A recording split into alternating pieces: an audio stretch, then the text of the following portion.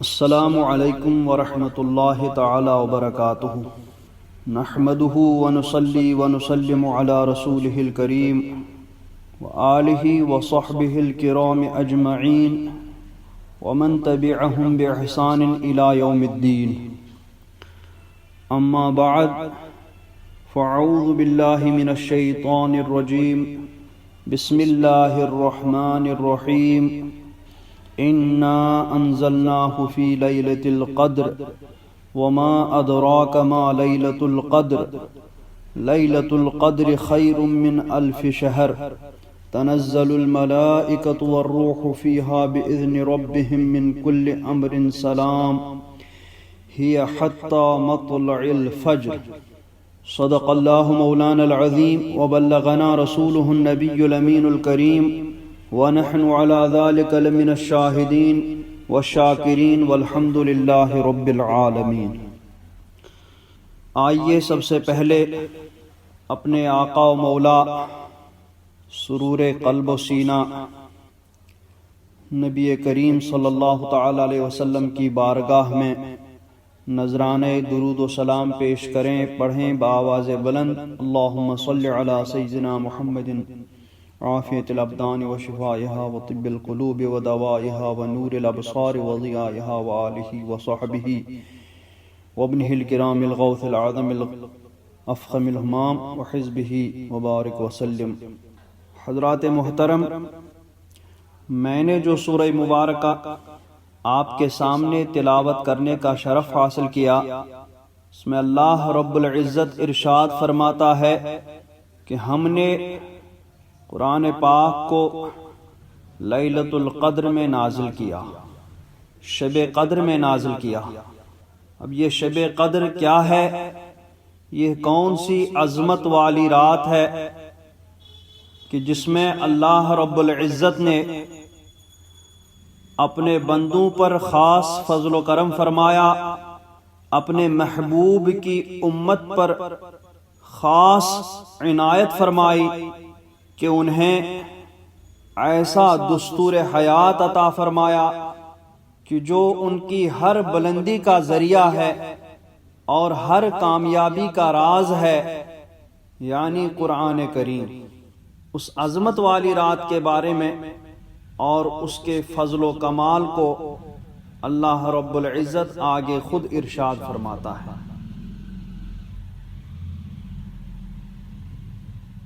اِنَّا أَنزَلْنَاهُ فِي لَيْلَةِ الْقَدْرِ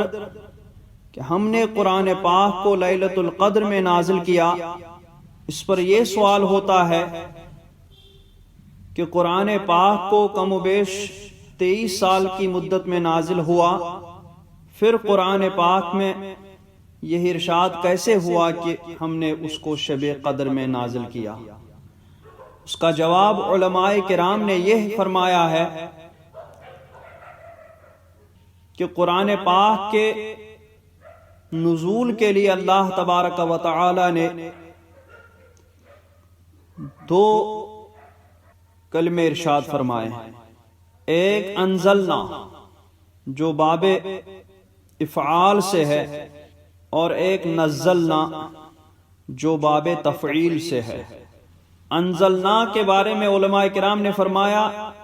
کہ یکبارگی نازل کرنے کے لیے انزلنا استعمال ہوتا ہے،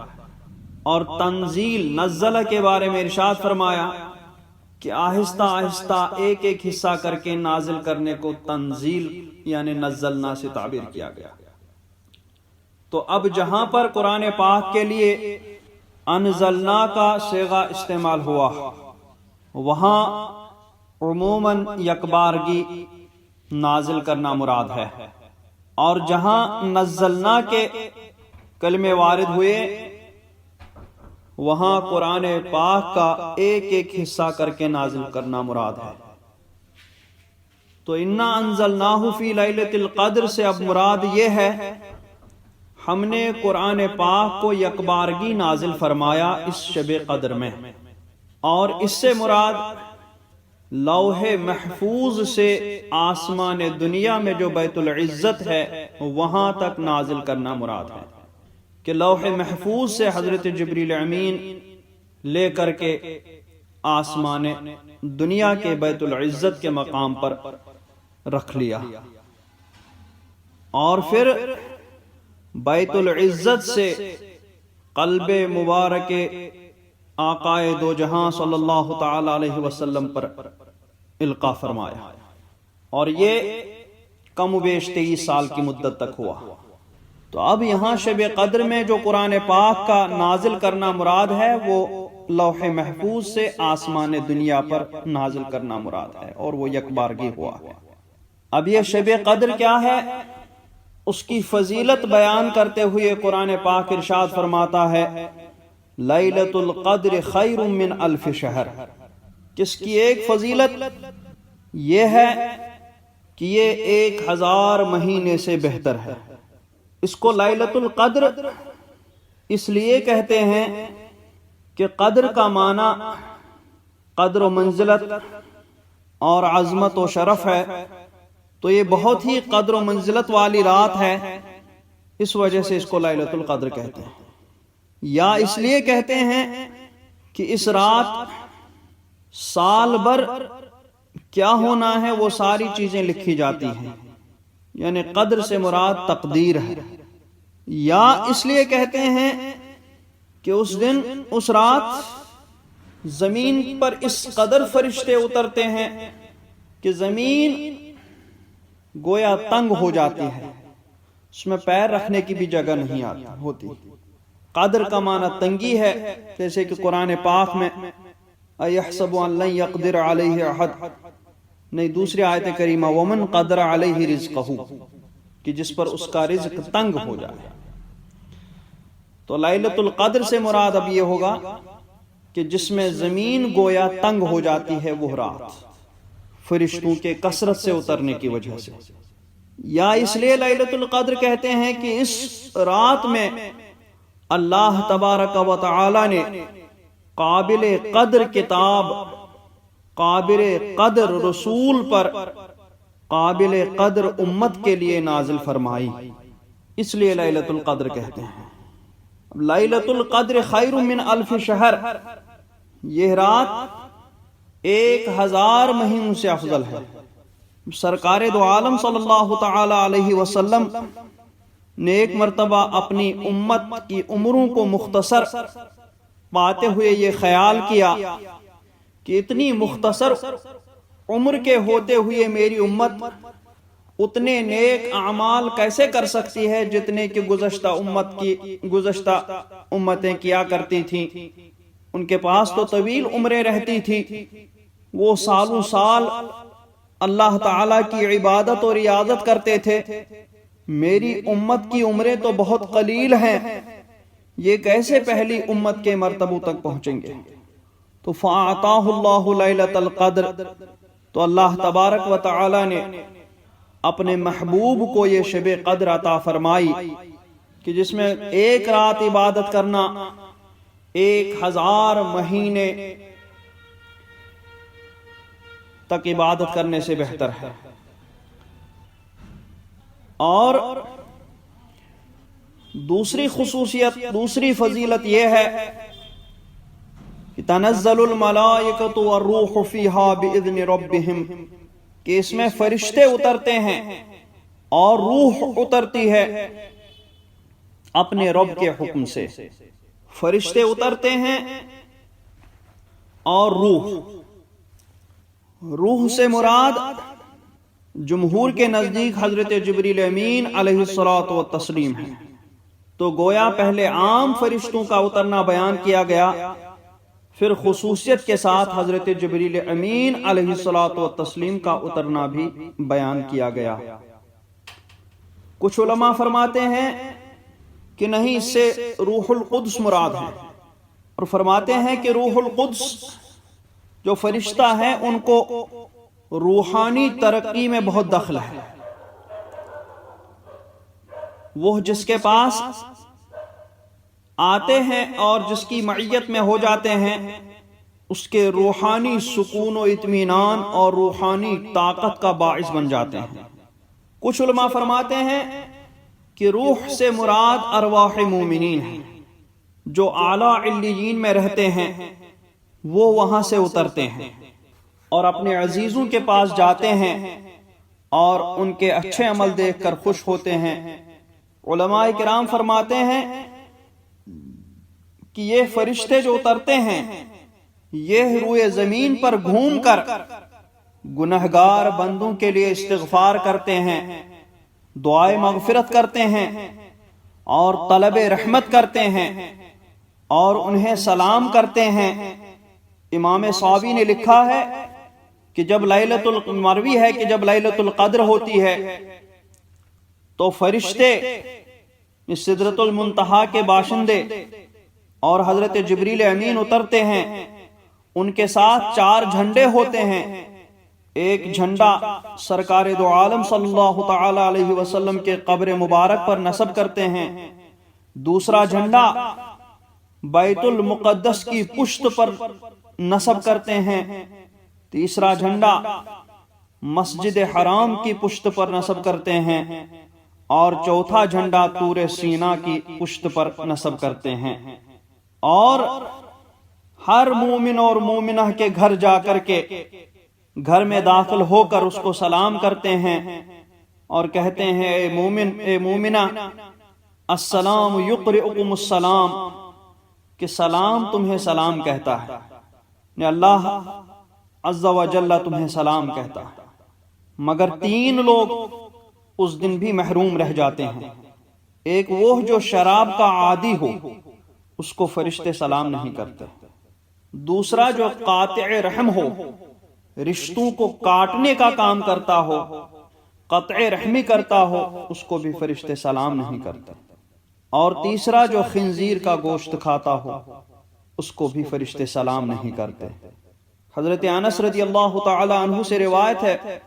فرماتے ہیں کہ رسول اللہ صلی اللہ تعالی علیہ وسلم نے ارشاد فرمایا کہ جب لیلۃ القدر ہوتی ہے، حضرت جبریل ملائکہ کی ایک جماعت کے ساتھ اترتے ہیں اور ہر اس بندے کے لیے دعائے مغفرت، دعائے طلب رحمت کرتے ہیں اور سلام کرتے ہیں۔ جو بندہ کھڑے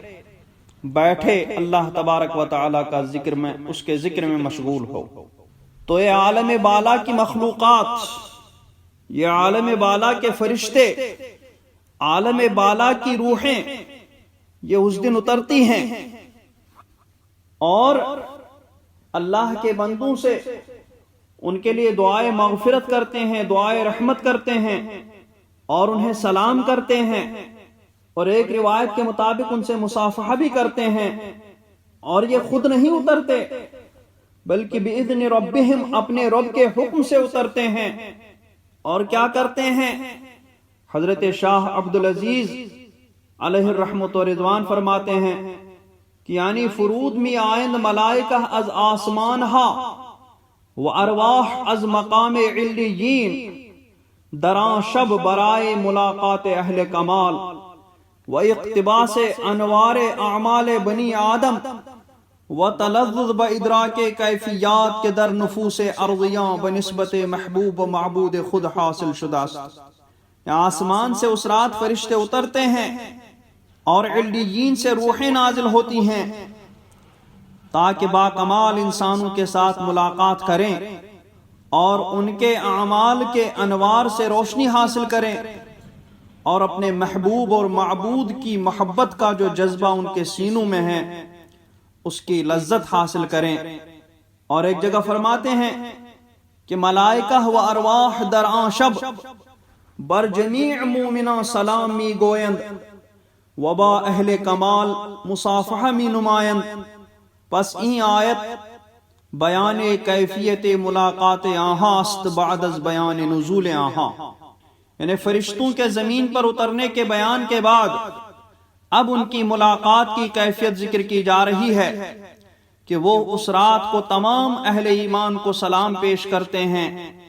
اور اہل کمال سے مصافحہ کرتے ہیں۔ اور جب یہ عالم بالا کی مخلوقات، یہ فرشتے، یہ ارواح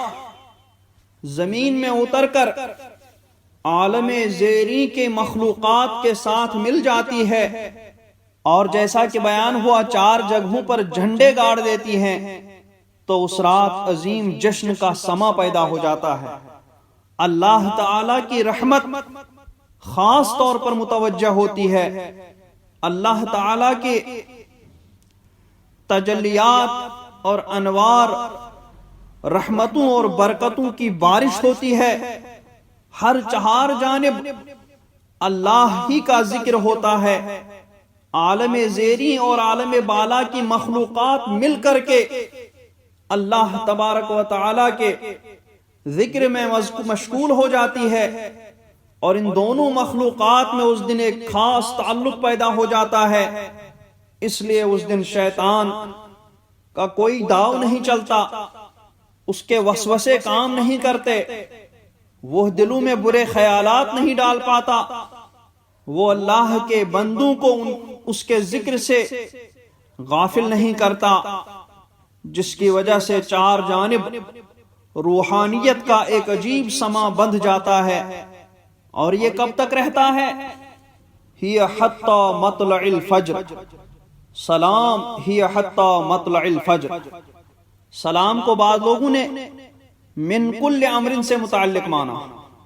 نے سلام من کل امر، اس سے پہلے ایک حرف مقدر مانا جائے گا ذو سلام، اور شب قدر مانیں گے تو ذات سلامت من کل امر، کہ ہر امر سے، ہر شیطانی وسوسے سے، ہر دنیاوی غفلت سے بندہ اس دن صحیح سالم رہتا ہے، اور اس کو کوئی چیز اللہ کے ذکر سے غافل نہیں کرتی۔ اور بعض نے فرمایا کہ نہیں، بِإِذْنِ رَبِّهِمْ مِنْ كُلِّ امر پر جملہ ختم، یعنی یہ فرشتے جو آسمان سے اترتے ہیں اپنے رب کے حکم سے، ہر امر کے لیے، ہر امر خیر کے لیے اترتے ہیں، یہاں پر جملہ ختم۔ پھر سلام، اس کا تعلق الگ ہے، یعنی یہ رات سلامتی رہتی ہے، ہی حتی مطلع الفجر، اس رات میں سلامتی ہی سلامتی رہتی ہے۔ کب تک سلامتی رہتی ہے؟ مطلع الفجر، طلوع فجر تک، صبح صادق طلوع ہونے تک۔ تو یہ رات بہت ہی عظمت والی رات ہے، اسی لیے سرکار دو عالم صلی اللہ تعالی علیہ وسلم نے خود بھی اس رات کا اہتمام فرمایا، اور اپنی امت کو بھی اس رات میں ذکر الہی میں مشغول ہونے کی اور اس رات میں اہتمام کرنے کی خاص تلقین فرمائی۔ حضرت عائشہ رضی اللہ تعالی عنہا کا ارشاد ہے، فرماتی ہیں کان رسول اللہ صلی اللہ تعالی علیہ وسلم اذا دخل العشر شد معذرہ واحیا لیلہ وایقظ اہلہ، یعنی رسول اکرم صلی اللہ تعالی علیہ وسلم کا معمول مبارک تھا کہ جب رمضان شریف کا آخری عشرہ شروع ہوتا تو اپنا تہبند شریف باندھ لیتے، راتوں کو ذکر الہی سے زندہ کرتے، اور اپنے اہل و عیال کو بھی عبادت کے لیے جگاتے، اور اتنا اہتمام فرماتے تھے کہ اس میں سب کچھ چھوڑ کر کے اللہ کے گھر میں مسجد شریف میں اعتکاف میں بیٹھا کرتے، تاکہ اس شب کی برکتوں اور رحمتوں سے بہرور ہوں، اور اپنے غلاموں کو بھی سرکار دو عالم صلی اللہ تعالی علیہ وسلم نے تلقین فرمائی اور ارشاد فرمایا تحروا لیلۃ القدر فی العشر الاواخر من رمضان، اور فرمایا من قام لیلۃ القدر ایمانا واحتسابا غفر له ما تقدم من ذنبہ، کہ جو شخص لیلۃ القدر میں ایمان کے ساتھ اور حصول ثواب کی نیت سے قیام کرے، اس کے پہلے کے سارے گناہ بخش دیے جاتے ہیں۔ حضرت عائشہ صدیقہ رضی اللہ تعالی عنہا نے عرض کیا یا رسول اللہ صلی اللہ تعالی علیہ وسلم، لیلۃ القدر اگر نصیب ہو تو کیا دعا مانگی جائے؟ تو ارشاد فرمایا یوں دعا مانگو اللہم انک عفو تحب العفو فاعف عنی، اے اللہ تو بہت درگزر فرمانے والا ہے، تو درگزر کو بہت پسند فرماتا ہے، میرے گناہوں سے بھی درگزر فرما۔ لیکن اس رات کے بارے میں ایک بات اور ہے کہ یہ رات مخفی رکھی گئی، پوشیدہ رکھی گئی، اور پوشیدہ رکھنے کی حکمت علماء کرام نے بیان فرمائی کہ پوشیدہ رکھنے میں حکمت یہ ہے کہ اس رات کی برکت سے کچھ اور راتیں بھی بندہ اللہ تبارک و تعالیٰ کے ذکر میں مشغول ہو جائے۔ اب پوشیدہ رکھی گئی تو کتنی پوشیدہ رکھی گئی؟ سرکار صلی اللہ تعالی علیہ وسلم کی حدیث پاک میں فرمایا تحروا لیلۃ القدر فی العشر الاواخر من رمضان، کہ رمضان شریف کے آخری عشرے میں لیلۃ القدر کو تلاش کرو۔ تو آخری عشرہ میں بھی بعض احادیث میں ملتا ہے کہ آخری عشرے کی طاق راتوں میں تلاش کرو۔ اسی لیے جیسا کہ بیان ہوا رسول رحمت صلی اللہ تعالی علیہ وسلم آخری عشرے کا خاص اہتمام فرماتے تھے، یہاں تک کہ مسجد میں اعتکاف میں بیٹھ جاتے تھے تاکہ لیلۃ القدر نصیب ہو۔ لیلۃ القدر کی طرح